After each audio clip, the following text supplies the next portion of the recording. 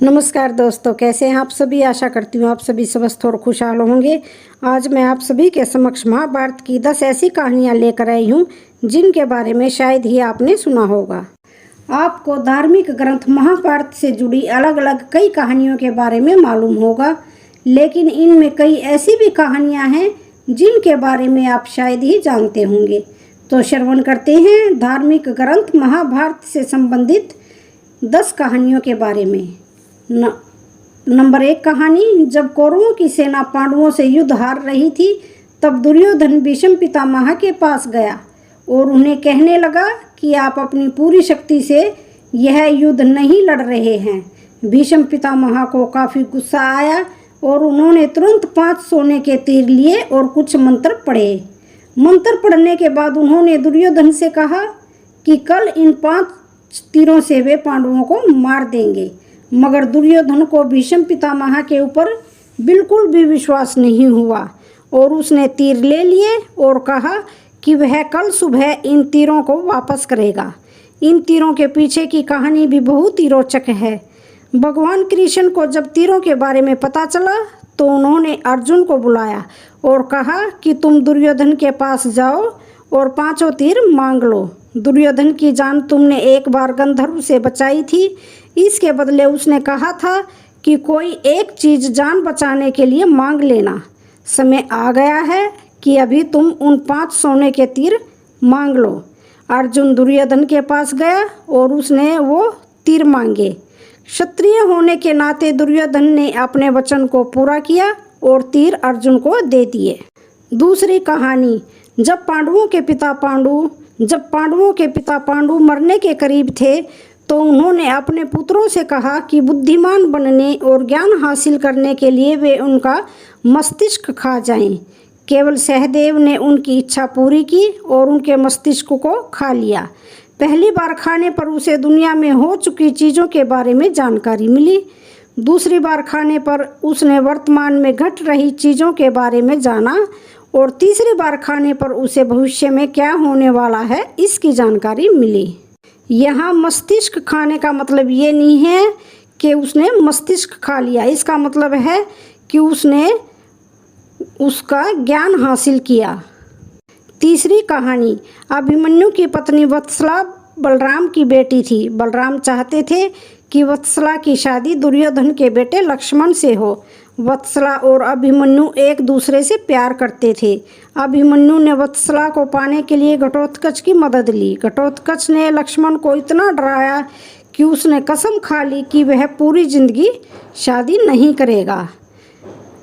चौथी स्टोरी। अर्जुन के बेटे इरावन ने अपने पिताजी की जीत के लिए खुद की बलि दे दी थी।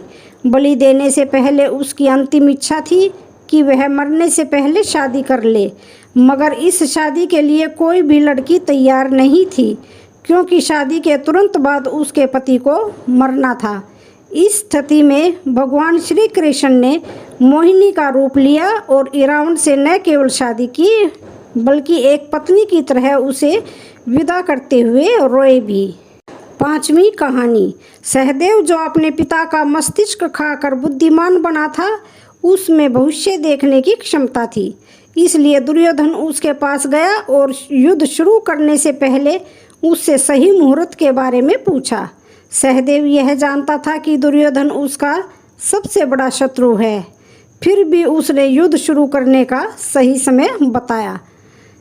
छठी कहानी। धृतराष्ट्र का एक बेटा युयुत्सु नाम का भी था। युयुत्सु एक वैश्य महिला का बेटा था। दरअसल धृतराष्ट्र के संबंध एक दासी के साथ थे जिससे युयुत्सु पैदा हुआ था। 7वीं कहानी। महाभारत के युद्ध में उडुपी के राजा ने निरपेक्ष रहने का फैसला किया था। उडुपी का राजा न तो पांडव की तरफ से था और न ही कौरव की तरफ से। उडुपी के राजा ने कृष्ण से कहा था कि कौरवों और पांडवों की इतनी बड़ी सेना को भोजन की जरूरत होगी और हम दोनों तरफ की सेनाओं को भोजन बनाकर खिलाएंगे। 18 दिन तक चलने वाले इस युद्ध में कभी भी खाना कम नहीं पड़ा। सेना ने जब राजा से इस बारे में पूछा तो उन्होंने इसका श्रेय श्री कृष्ण को दिया।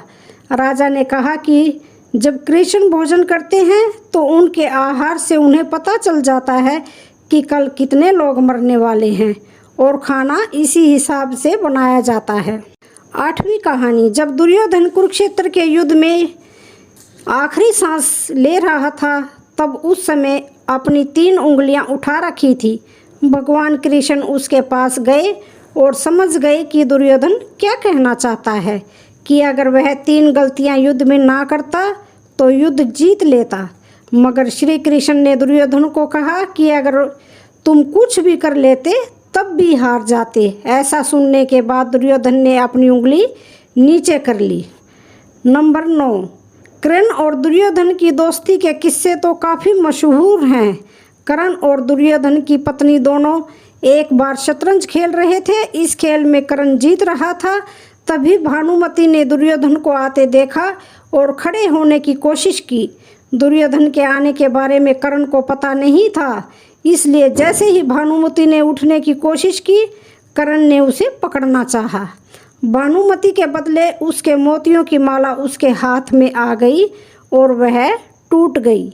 दुर्योधन तब कमरे में आ चुका था। दुर्योधन को देखकर भानुमति और कर्ण दोनों डर गए कि दुर्योधन को कहीं कुछ गलत शक ना हो जाए। मगर दुर्योधन का कर्ण पर काफ़ी विश्वास था। उसने सिर्फ इतना कहा कि मोतियों को उठा ले। नंबर 10, कर्ण दान करने के लिए काफ़ी प्रसिद्ध था। कर्ण जब युद्ध क्षेत्र में आखिरी सांस ले रहा था तो भगवान कृष्ण ने उसकी दानशीलता की परीक्षा लेनी चाहिए। वे गरीब ब्राह्मण बनकर कर्ण के पास गए और कहा कि तुम्हारे बारे में काफ़ी सुना है और तुमसे मुझे अभी कुछ उपहार चाहिए। कर्ण ने उत्तर में कहा कि आप जो कुछ भी चाहो मांग सकते हो। ब्राह्मण ने सोना मांगा। कर्ण ने कहा कि सोना तो उसके दांत में है और आप इसे ले सकते हैं। ब्राह्मण ने जवाब दिया कि मैं इतना कायर नहीं हूँ कि तुम्हारे दांत तोड़ूं। ब्राह्मण ने इसे भी लेने से इनकार करते हुए कहा कि खून से सना हुआ यह सोना वह नहीं ले सकता। कर्ण ने इसके बाद एक बाण उठाया और आसमान की तरफ चलाया। इसके बाद बारिश होने लगी और दांत धुल गया। तो ये थी महाभारत की 10 अनसुनी कहानियाँ। कहानी कैसी लगी? कहानी अच्छी लगे तो चैनल को लाइक शेयर सब्सक्राइब ज़रूर करें। धन्यवाद।